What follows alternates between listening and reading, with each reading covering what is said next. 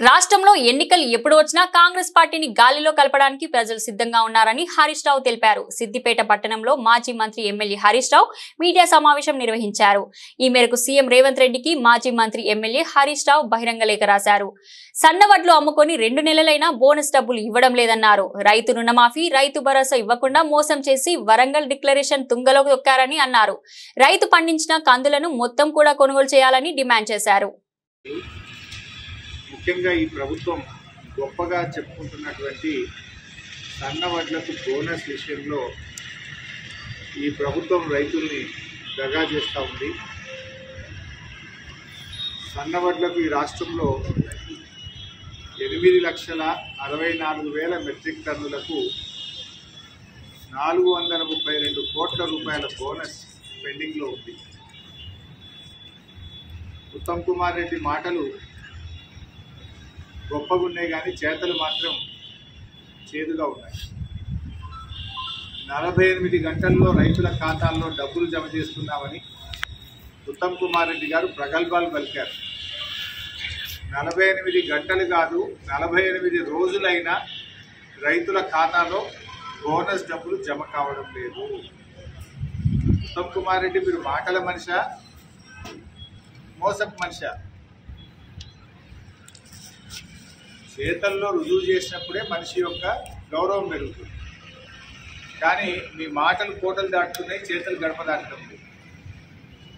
ఈ విషయం మీద రాష్ట్ర ముఖ్యమంత్రి రేవంత్ రెడ్డి గారికి ఒక బహిరంగ లేఖ విడుదల చేయడం జరుగుతూ ఉంది. సన్నవడ్లు అమ్ముకొని దాదాపు 2 నెలలు గడుస్తున్నా కూడా రాష్ట్ర ప్రభుత్వం బోనస్ డబ్బులు రైతుల ఖాతాల్లో జమ చేయడం లేదు. 2వ పంటకు ప్రిపేర్ కావాల్సినటువంటి రైతులు బోనస్ డబ్బుల కోసం కలెక్టరేట్ల చుట్టూ, వ్యవసాయ శాఖ అధికారుల చుట్టూ తిరగాల్సిన పరిస్థితి. ఎన్నికల సమయంలో అన్ని పంటలకు బోనస్ అని కాంగ్రెస్ చెప్పింది. కానీ అన్ని పంటలకు బోనస్ అని మాటలను బోగస్ చేసింది కాంగ్రెస్ పార్టీ. వడ్లకు బోనస్ అన్నారు, దాన్ని కూడా బోగస్ చేశారు. 2 లక్షల రుణమాఫీ మోసం చేశారు. నిన్న రైతు భరోసా విషయంలో మోసం చేశారు.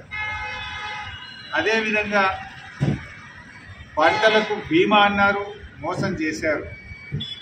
మొత్తం వరంగల్ రైతు డిక్లరేషన్ను తుంగలో దొక్కిండ్రు, గాల్లో కలిపింది కాంగ్రెస్ పార్టీ. వరంగల్ రైతు డిక్లరేషన్లో చెప్పిన ఏ ఒక్క హామీ కూడా ఈరోజు అమలుకు నోచుకోలేదు.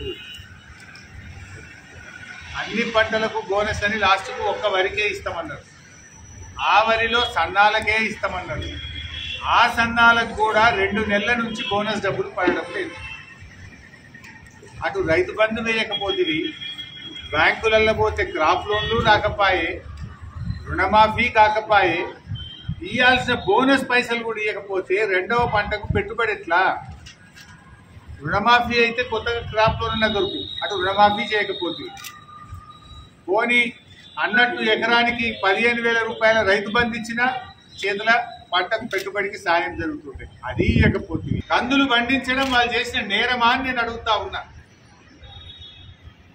కంది రైతులు ఇలా కొంతమందిని ఏమంటున్నారంటే, మీది వ్యవసాయ శాఖ అధికారులు క్రాప్ బుకింగ్ చేయలేదు. క్రాప్ బుకింగ్ అంటే ఏ రైతు ఏ పంట పండించిందో బుక్లో రాయాలన్నట.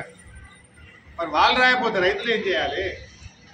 ఆయన కంది పండించిండు, ఆడికి పోతే వ్యవసాయ శాఖ అధికారులు ఆన్లైన్లో